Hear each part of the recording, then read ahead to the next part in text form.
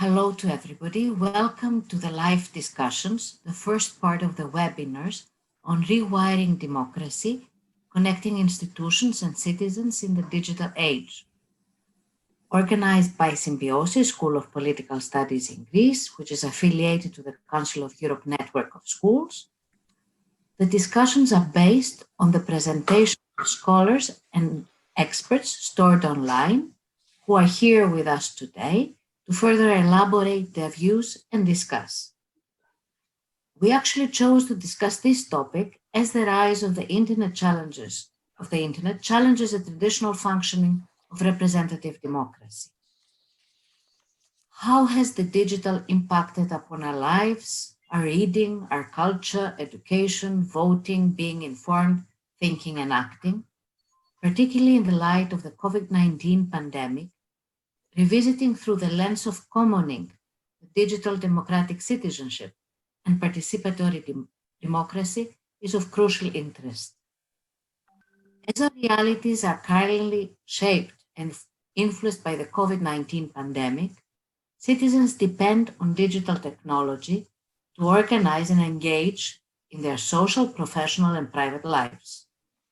Both governments and civil society organizations have relied on digital technologies to provide up-to-date and accurate safety information. Meetings, conferences, and courses have all been conducted online, impacting upon the interplay between digital participation and real-life participation. The pandemic has forced our societies to ask questions about the future of learning, of work, and of civic participation. It has worsened pre-existing inequalities and injustices, and highlighted the potential fragilities and unsustainable aspects of our way of life.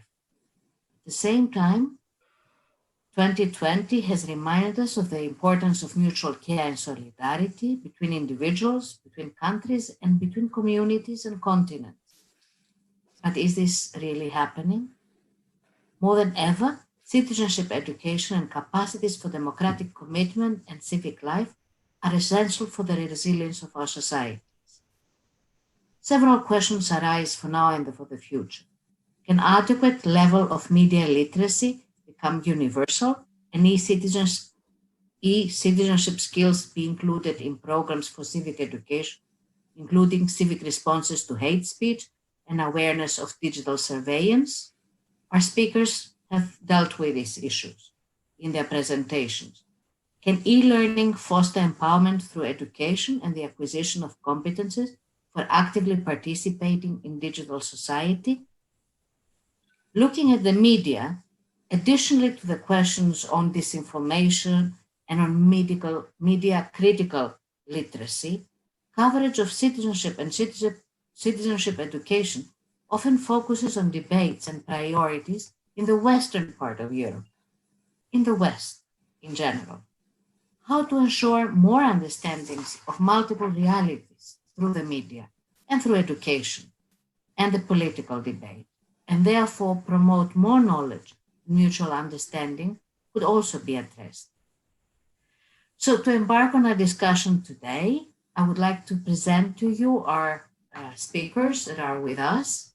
We have with us Irina Sabor, Senior Advisor at the European Vergeland Center in Oslo. Stavros Nikiforos Pirelis, a geographer who is a researcher at the National Center for Social Research Institute, EKE, in Athens, and an associate researcher at the Geographicité Laboratory, CNRS. And he's the editor as well, and that's how we know him in Symbiosis, of the Athens Social Atlas. We have with us Nikos Panagiotou, an associate professor at the Department of Journalism and Mass Communications at the Aristotle University in Thessaloniki. He's also a Google Research Scholar, a DAD Scholar, and his work is also very often presented in our work. We also have Sayed Iftikhar Hussein Shah, who is at the International Hellenic University, is a partner there. He's the project coordinator for the European Commission project Co-Creating Misinformation Resilient Societies, Co-Inform, and lives with us here in Thessaloniki. Of course, this discussion is hopefully going to be fed through your questions, which you will be sending in writing, but also provoke a discussion amongst our participants and our speakers themselves. I have a question for Irina to sort of start off. Since the Wegeland Center works so closely with the Council of Europe and is actually affiliated to the Council of Europe, would you please elaborate more on these 10 domains of digital citizenship education you spoke about in your presentation, as they are presented also in the Digital Citizenship Education Handbook of the Council of Europe, namely access and inclusion, learning, ethics and empathy, health and well-being, e-presence and communication, information literacy, participation, consumer awareness, which is something that comes as a surprise to me, rights and responsibility, and privacy and security. Irina?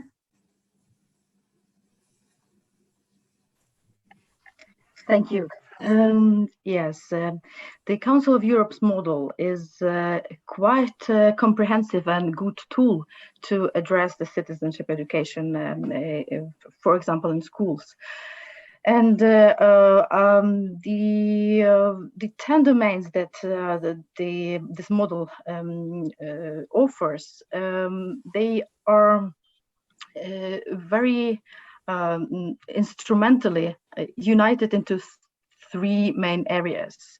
And I personally like think it's a very, very comprehensive and very good division. First being about being online, how we can access the tools, how we can access our right to participate, and that was discussion also that we have had started now also when we were preparing for the seminar. With a different access and with different digital gaps that are out there in the West, in the East, and in the different countries. Being online means also information literacy and media literacy. How can we navigate this online world, and how can we be critical about what we see? This second area of digital citizenship education, as the Council of Europe model presents, is the well-being online. And this is a very important issue that has aroused also now with the pandemics, was first of all about the discussion about health and well-being, how we can balance our lives and live both offline and online meaningfully, and how we also think about ethics and on etiquette and empathy online, how we limit the bullying or cyberbullying or hate speech, which is though actually overwhelming, and you cannot set any limits. We have actually access to, and our students have access to the internet and sources of disinformation and bullying sources 24 hours a day. And the third domain being, the third area of domains being rights online. And this is about our participation, our rights, and our protection of human rights, and also our consumer awareness, as you say, that we actually have to think of, be critical also of what kind of advertisement we are receiving, what kind of information or data we sacrifice in order to buy a thing or order a thing. And rights online also extends to such issues like privacy and security. So I think that this is important to think of citizenship online as an extension of our offline lives, and just embrace the reality that we are now living in the digital world. So anything we do and we are responsible for as citizens have to be accounted for both online and offline. So that's why your question about consumer awareness and privacy, and as you mentioned in the beginning, and learning. Yeah. Well, since I know that at the Vergeland Center you work very much in training teachers, did you have the opportunity to start training teachers on digital citizenship, and how does it go? We have recently tried to include these topics in our trainings, as we see that these are both the topics that are asked, that our teachers also think about, that our students and their students really care about. And the questions like, first of all, cyberbullying and how to protect and how to respect each other in the online sphere has been an issue. And we also tried, what we focused also over these pandemic times is how to increase participation of students when they are also facing the fact that they don't have so much access, when they lack skills to participate digitally, or when teachers actually lack skills and support to carry out learning activity that could provide for meaningful participation. And I also have heard yesterday there was a presentation of a recent research done by UNESCO and Council Europe in partnership, researching about student participation online during COVID-19. And it has shown that at least 1 of 3 students say that their possibilities for participation has decreased dramatically. And it is both participation in the lesson, when teachers, like, without having the skills and opportunities to have to use the technology, they turn back to lectures or to giving just written assignments, where there's limited participation in the debates and the discussion, but also of other speakers mentioned. And also possibilities for participation in the student parliaments, in student government bodies, or student activities, volunteer activities. They appear very limited now. And this gap between students that can actually that do participate and participated before, were active, were maybe from more resourceful families, this gap between them and those who had limited participation opportunities before, it's increasing. Sure. Okay, let's move to Mr. Nikos Panagiotou and sort of this round of my own questions. You did stress how the notion of digital citizenship has evolved to encompass a range of competences and attributes to enjoy the opportunities that the online world affords, while resisting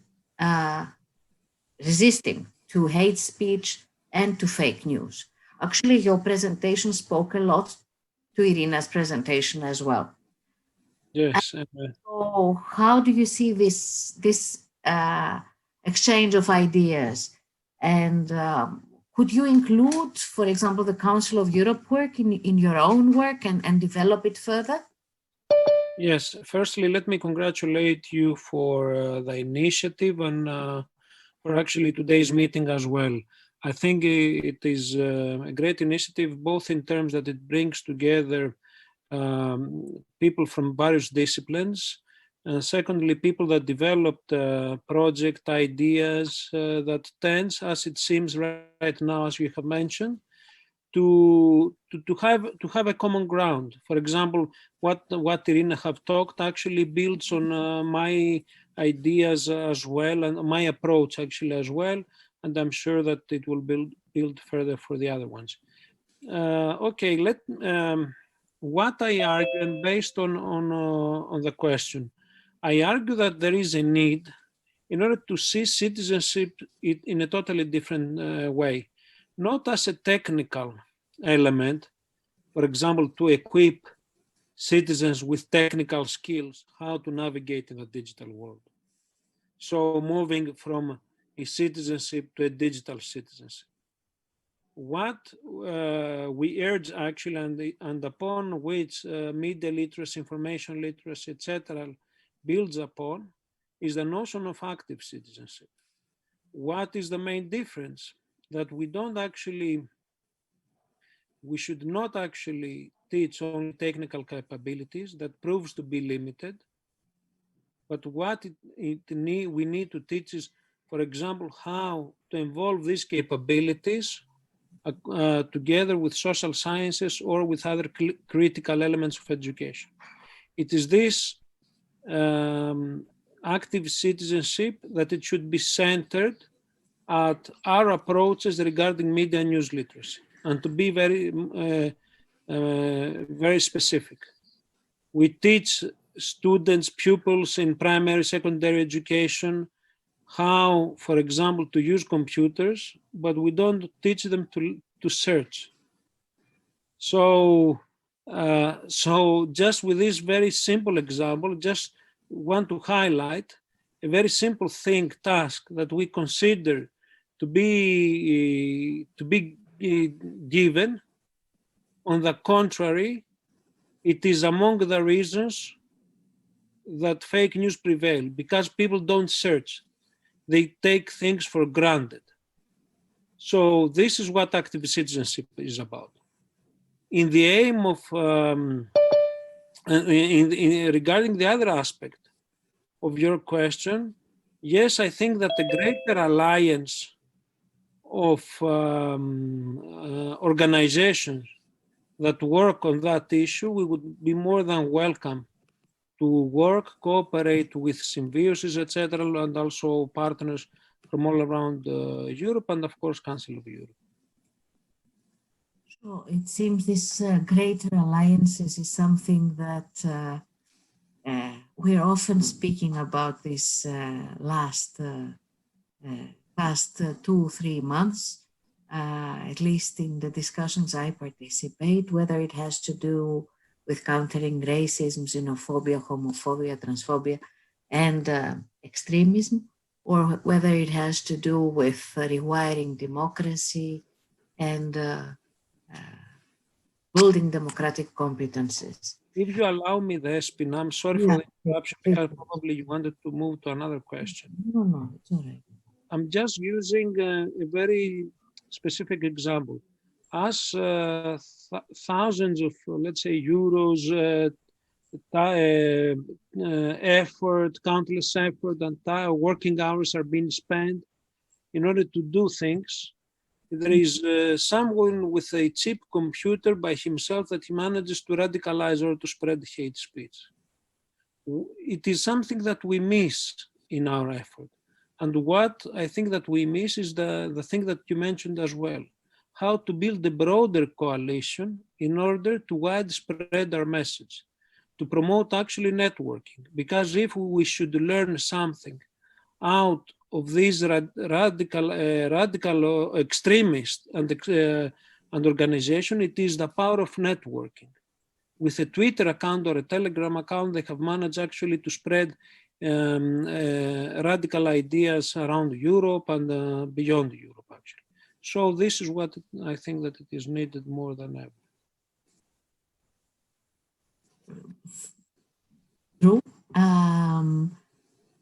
But of course, there is things that go beyond still the digital. Yes. It has to do with the real world, with real inequalities, real injustices, and the fact that,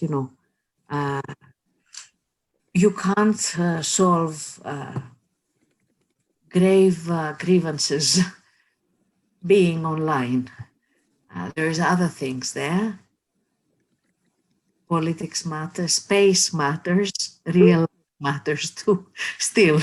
Yes, exactly. So yeah, it is actually, I think that Mr. Shah will actually have to actually add on this, because you gave us this very, very detailed, rich presentation on the tools for checking social media, fake media, including fact checking.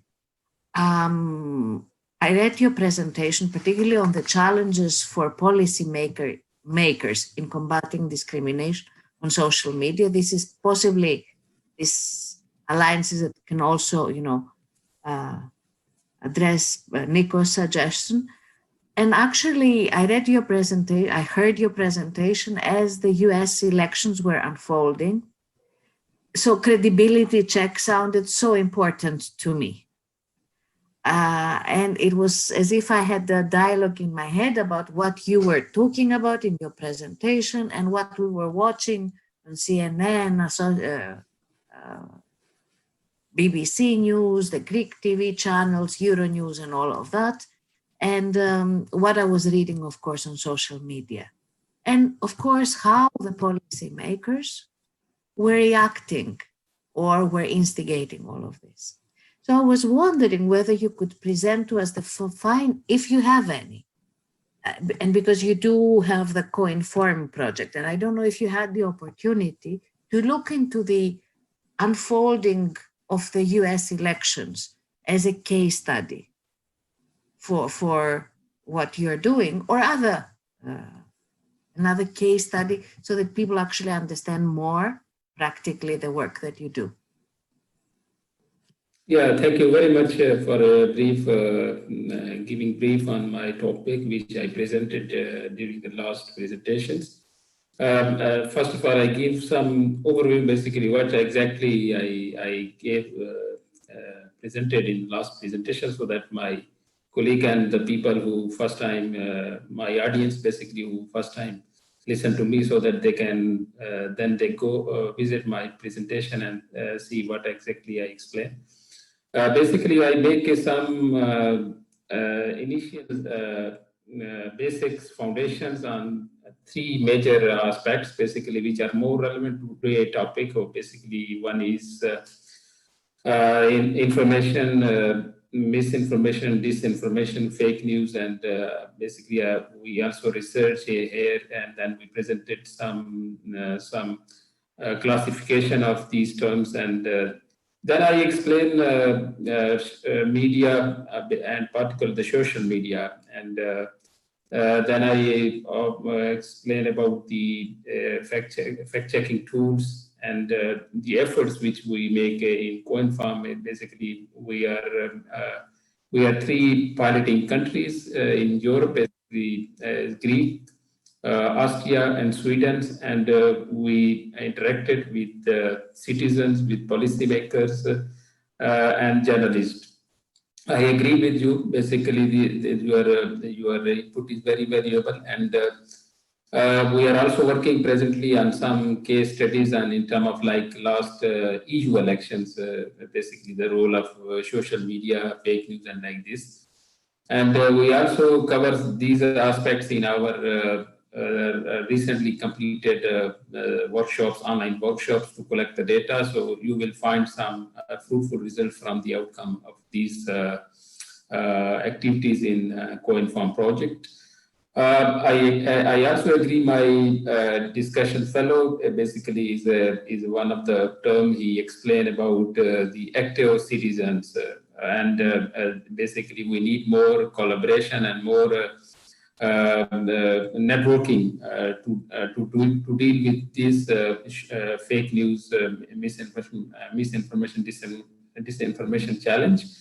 And it's one of the challenge that we also discuss with the policymaker, and the same is that there is a big challenge within the public sector and within the stakeholder of the communities, like citizens, journalists, and policymakers. So this is another challenge.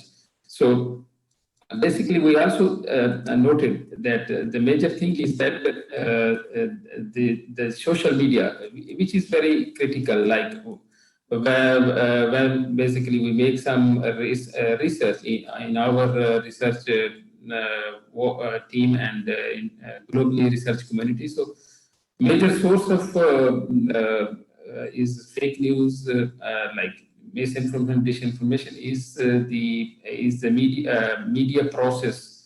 Like I also explained, basically the traditional media process and internet media process. Basically, if we see the manual traditional process, so there is some professional editors, and there is some process to validate these news and these before publishing, and then. But in the internet age, basically, it's very hard to do this. So everybody is providing, is giving, is creating, is publishing the news, and the people are consuming it.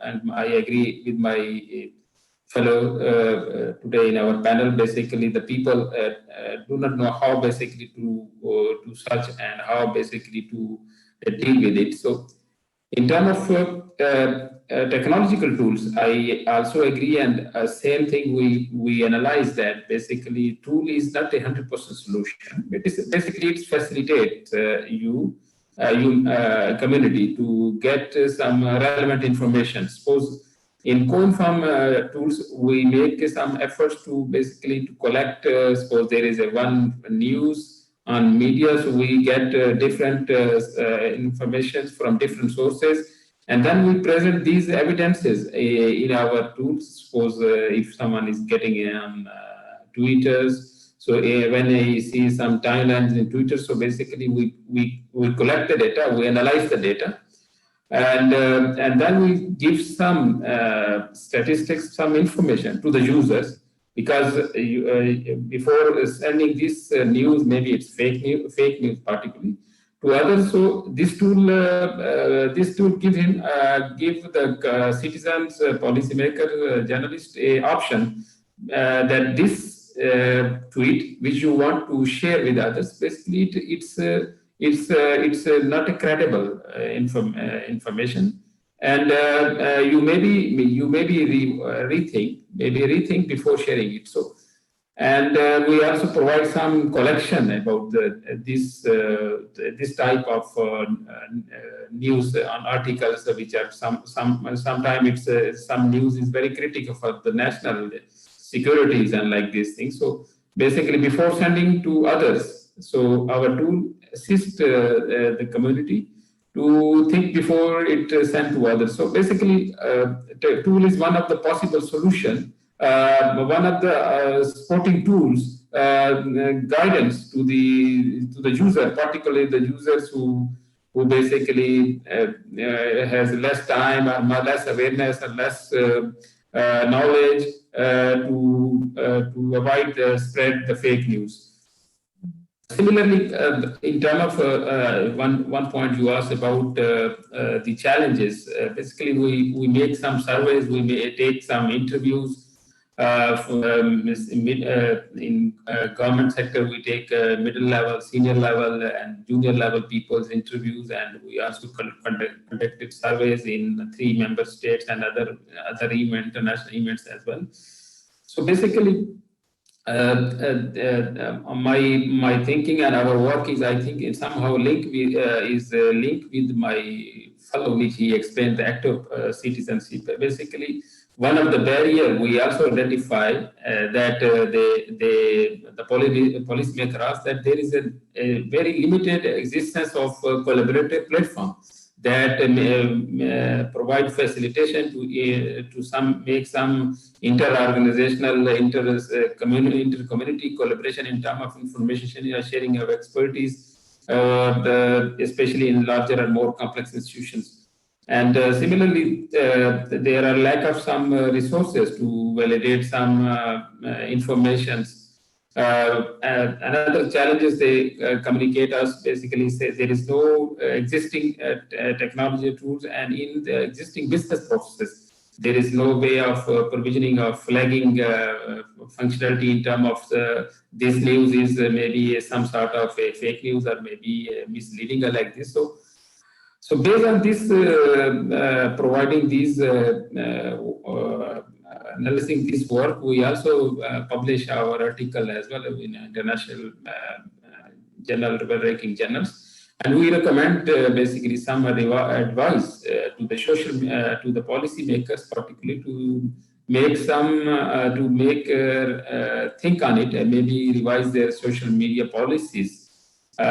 We categorize our recommendation in 4 categories, like my colleague as well already explained, that we need to create a trusted network of collaboration, and in which basically also expert will be also a part of this, facilitating the validation of online information, providing access to visualization of different level of information, increasing transparency and explainability of flagging misinformative content in the platforms. So basically, we are taking basically, I think this our tool is in somehow, if we compare with other market tools has some mostly are business oriented, but our community oriented, and we are working from last 2 years, and our major focus is co-creation or co-design. So, and we basically, although we take not a very handsome number of people, but at least we work on the basis of co-creation, co-design, and hopefully it's a good contribution for the global community to tackle the misinformation. Thank you. Yeah, definitely, thank you. Actually, Sayed's points were about validation of information and data, and speaks to the issue that Stavros raised. What if there is no access to information? What happens when the space where we live is different than the digital, and where intra-urban inequalities and the social stratification of cities and inter-urban disparities actually do not allow neither digital research nor digital education. So what happens then, and how can we still be active for research and science and education that has to do with the social and with spatial social justice? So I don't know, somehow, Stavros, I feel like repeating your question. Does the digital remove the element of space? And how would you respond to this after listening to you? Having some more time to think about it, actually. Thank you for this introduction, and thank you for having us here and organizing this webinar. So in my case, yes, it was more, I'm a geographer.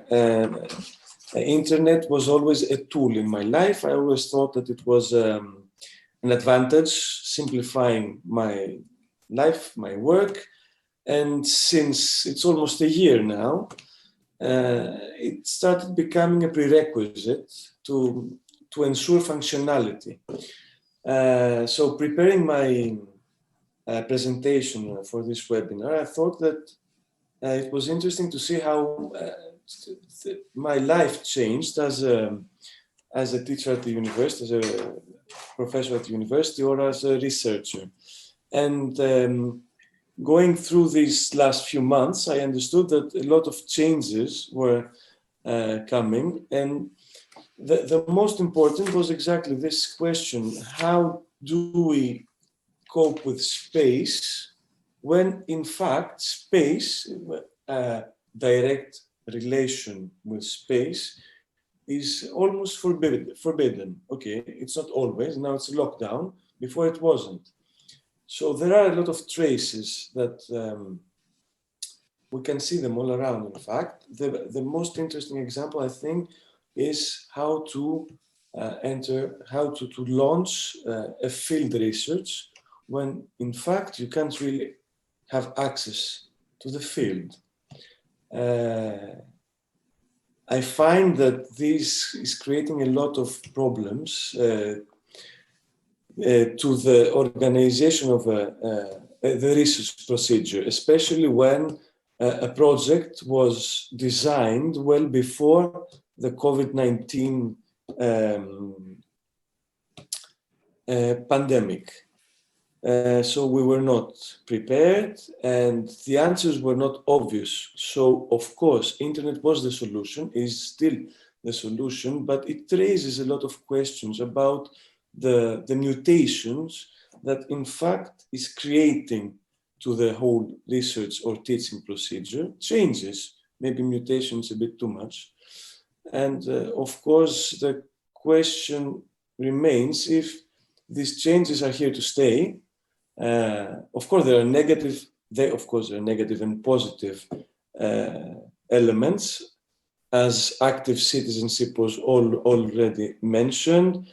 There are stuff like that. Positive elements will remain, but is everything going to change, or it's going back to the way it was before? In my opinion, right now it's important to record our thoughts in order to get ready for the future and to be more in a to find ourselves in a power position in order to face all the changes that are coming, like the lack of personal contact. How can you launch a field research without creating this important bond between the interviewer and the interviewee, or the element of spontaneity? Things now seem to be the result of pre-organized, scheduled meetings. It's often for field research, it's important to have spontaneity. Yeah? And then, at the end, the truth is that you narrow down your research sample. Internet, it's obligatory, telephone also. For us working, for example, in social segregation in the cities, those not having access to internet won't be able to participate to our research. That means that we lose a big part of the social strata, social spectrum, which is extremely important and negative for our research results. Probably will return biased results. So yeah, space. In fact, let me end with this comment. The reason I started thinking about this whole thing was a colleague, as I told you before, a colleague were in the National Center for Social Research, saying that in fact today the field is forbidden. And I felt like the term forbidden, it's an extreme term and a very aggressive term. But in fact, it's true. So yeah, internet is a solution, but it's not really replacing what we had before. Sure, thank you, Stavros. I mean, of course, the space is not an empty space. It's a space where social relations are constructed and everything has a meaning. And it is, unless, the digital becomes the social, but that's not the whole world. Yeah. For example, I know many geographers work on the platform economies, Uber, this, that, the other, but that does not mean that they address questions of work, of how the digital has transformed our work. So it's only a part. Well, if I may, here's the danger also of the big data discussion, which I guess that we agree that it's a huge discussion. The fact that that at some point, every social encounter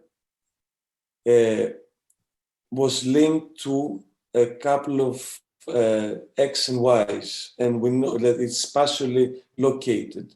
that's a big discussion, and real-time big data and stuff like that. It's not replacing social encounters, but still it's recording social encounters. And providing a lot of data. Yes. So before we If I have, may, I'm sorry, Despina, if I may could just just a short follow-up on what Stavros was saying. Very interesting point of view, and I was just reflecting immediately on these similar dilemmas we have in school education. We work with human rights education and with education about democracy. For democracy, and this is all so much about social contacts and about social interaction, and also this is also about creating the learning environment that provides for inclusion and participation. Course, but how yeah. do we and how do we make those inclusive and democratic learning environments online? And this is a huge dilemma also on how we work with values through with only digital contact with our learners, and it is of course possible to make use of digital tools better, to become better and more efficient in providing participation and access maybe too. But how do we go beyond that? Yeah.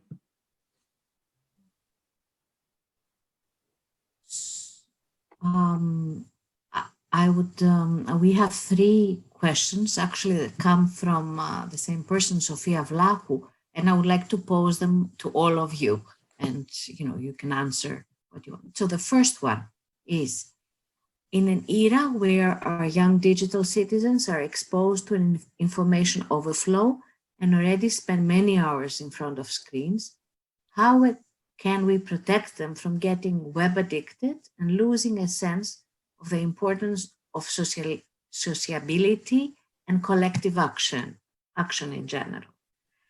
Then there is another question, second one, that says, knowing that digital communication solutions constitute ideal platforms for the explicit control of personal interactions, how do we succeed to shield our digital democracy from relevant monitoring techniques that target at recording the sensitive personal information of people who engage in social opposition and resistance movements and access it in the same way as criminal activities and hate speech?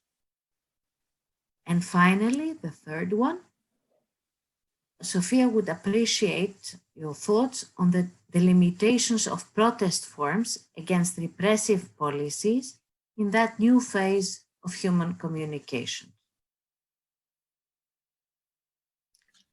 If I may start. Please. So regarding the time spent, there are two approaches. One that comes from our generation, that we tend not to understand that part of our world have moved into digital space.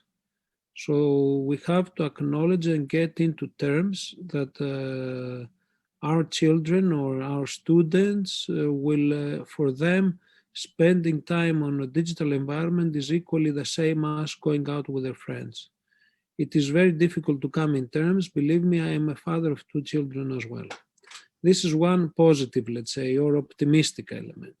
The pessimistic element, it is the fact that we have, and this is what it is needed, and the educational system lags behind because they tend to emphasize in technical competencies, learning Word, PowerPoint, etc., instead of learning critical issues like how much time do you spend, why do you choose to spend, etc., etc., in order to question, to learn children to question their habits. So we're not ready yet. We have not been ready in order to deal with these technological advances that push the world in a speed that social sciences cannot catch up with. What can we do? Because of the final point, we have to set limits. we have to discuss with them, and we have to set limits. They have to understand that equally on the digital space there is there is life exchange of friends, etc. Secondly, what we can do is we have the technological tools in order to be able to watch screen time, how much they spend, what they're doing, etc. So this means that we will have to equally spend time as we spend some time reading with them in order to share digital experiences and to learn them how to navigate. But this is not solely this is not solely relied on parents' shoulder. It should be equally be part of a sharing experience in formal and non-formal educational settings. Secondly, there is a whole issue and the whole area to be that it is explored, but still remains to be explored. Now I'm speaking as actually as an associate professor, etc., regarding the extent that that new media, social media, for example, help organizing new forms of resistance, etc. In order to understand these new elements, we can take a look and study the case of Belarus. What is happening in Belarus? Actually, a lot of the demonstrations are part of a decentralized movement that takes place and organized from social media and through social media. So this sense of resistance tends to have totally different characteristics than what we used to know. But at the very end, a like in Facebook doesn't mean that it is a real action. And there is a very interesting article from New Yorker. It is one of my favorite, actually, that made a comparison with the civil rights movements in the 60s. And the New Yorker ends up that if this civil rights movement was based in social media activation, we will never have reached what we have actually succeeded with the civil rights movement. It's a very interesting article. Thank you for the question. Have you actually read, Nico, any kind of article on how the Black Lives Matter movement used or appeared or was used by this in social media? Yes, I read, and I can also recommend some articles, but I insist in that Belarus is a very good example. It's totally different because Black Lives Matter takes place in a democracy. How social media motivates people. This is a different case with totally different with the Arab Spring, for example, where we have oppressive regimes and various other elements, religion playing a specific part. And then we have the Belarus case, which is an oppressive regime with internet shutdowns, but we don't have the religion, which is as a mobilization factor. So each case should represent stands for something different, or the Twitter revolution in Iran. It's another distinct example. So if we want to study social media in democracies, Western democracies, yes, we should take into account the Black Lives Matter. But I would emphasize in the cases that I mentioned in order to be able to go outside of our let's say, bubble. True. Irina? I could follow up on that. I do agree so much with Mr. Panayotou. It's how do we address the issue of young people being exposed to digital media at an early age, and yes, the young children, they are different, and they will live in a different world, and they will make them different as they grow.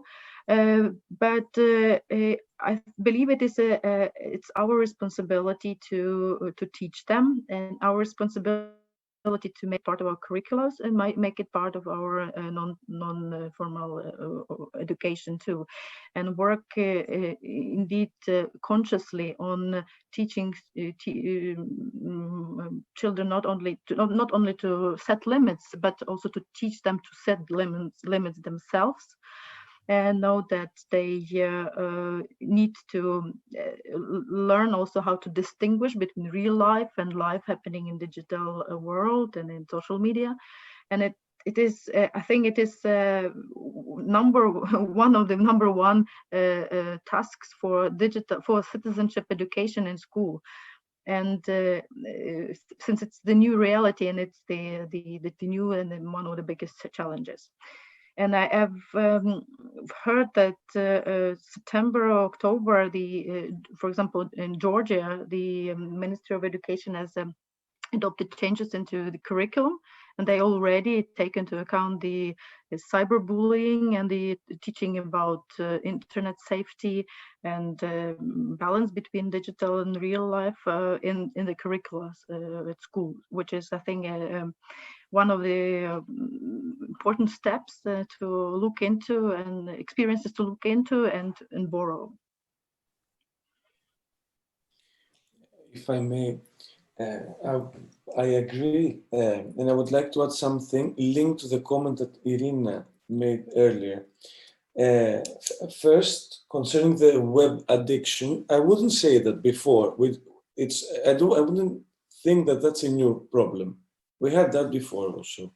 So, of course, now, in my opinion, what's the problem now is that you have some kids that won't have the prior experience. So at that point, you do have to teach them and to find ways of advancing this democratic learning and creating new softwares and opening their minds, etc., to make them independent.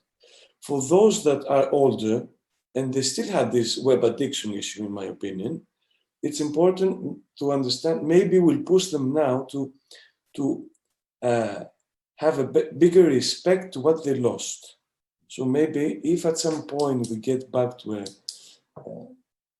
an everyday's life which is closer to what we used to have, maybe some people will have a bigger respect for it and return, and I don't know, avoid maybe using so much the internet, that they have a bigger respect for personal interaction, physical and personal interaction. That's it. Yeah, that's. I also to comment on your comment is that I was thinking about the same thing, about being more conscious on choices we do now. Because, for example, this discussion about online learning and of course, online learning can be so much more efficient, and can reach out to many more. But maybe we have to be conscious on not moving our education totally online, and locking us in this vicious circle of constant web use, and preserve this kind of social learning. It's a problem that maybe we're already facing, because often what I was saying in my presentation is that we have students recording the classes in order to listen to them afterwards, which means that they want to listen to the class in a isolated environment and not as part of a discussion with their colleagues. And at the same time, we have professors recording their classes, their lectures, in order to reuse them for the next semester if the the lockdown goes on, or maybe if, I don't know, a hub is created with lectures, something like that. And this solution becomes a bit more permanent, that maybe that we understand, in fact. I want to add one. Straus basically, like he asked, basically, we have to teach our children, youth, basically, particularly the primary levels, to technological tools, software development. Last time I was working for digital policies, and then for education, I reviewed some advanced countries' policies, education policies. So in these policies, I basically observed that they recommend at the primary level they for the computer programming. Why they? It's not only for to create a generation of freelancer. Basically, the theme was that to make their reasoning, their analytical capability is more strong. So basically, it is computer programming. Through computer programming, the children thinking, particularly the analytical thinking, is more advanced. This is one of the basis on some research in this area for children education.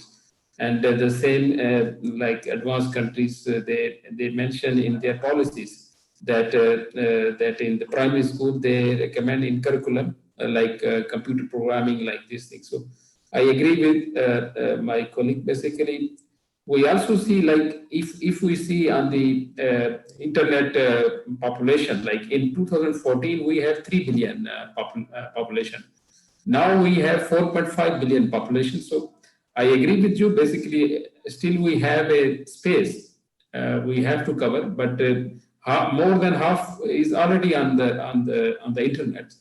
And the other thing is that if we see and we have in our research institution and in our we also perform some research, like social media is one of the major source of fake news. So basically, the main source, it is like we discussed, like the big data, and big data is coming from digital sources, not from the conventional sources. So basically, we also this is also one of the possible solution, not the 100% solution. I agree with you, but we also work do some research education side on the social, basically on the technological tool as well. For education, for the citizen, for the policymaker, for the journalists, and also for our youth as well. Thank you. Sure, and the truth is that there are some surprises and unexpected cases. For example, in Bosnia, fiber optics connections for internet were introduced 20 years ago.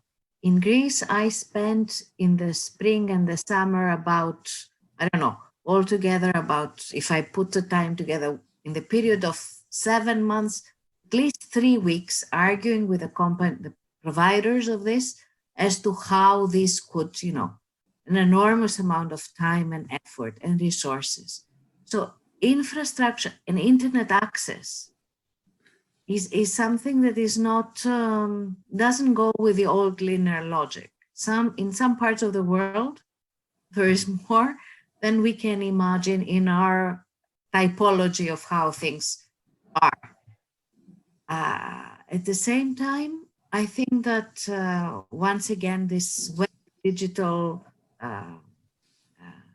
turn uncovered this main issue of inequalities within the whole world, and this has to be addressed. That's why all these discussions about restarting, whether it is restarting capitalism, whether it is restarting multilateralism, whether it is restarting education, restarting this or the other, have to grapple with this fundamental problem that has been there for centuries, which sort of springs out in everything that we touch and we talk about. So I would like to thank you all, ask you if you have any kind of final questions, final comments, knowing that time is very precious for everybody who spends so many times in front of a screen and, gets really tired. If there's any, last comments, last questions, please proceed, and really wholeheartedly thank you for your support. Thank you so much. Thank you. Thank you. Thank you very much. Thank you. Thank you very much for your organizing this event, and we also contribute, and it is good for the audience to get an overview from different researchers and different professionals. Thank you very much. Thank you. Bye.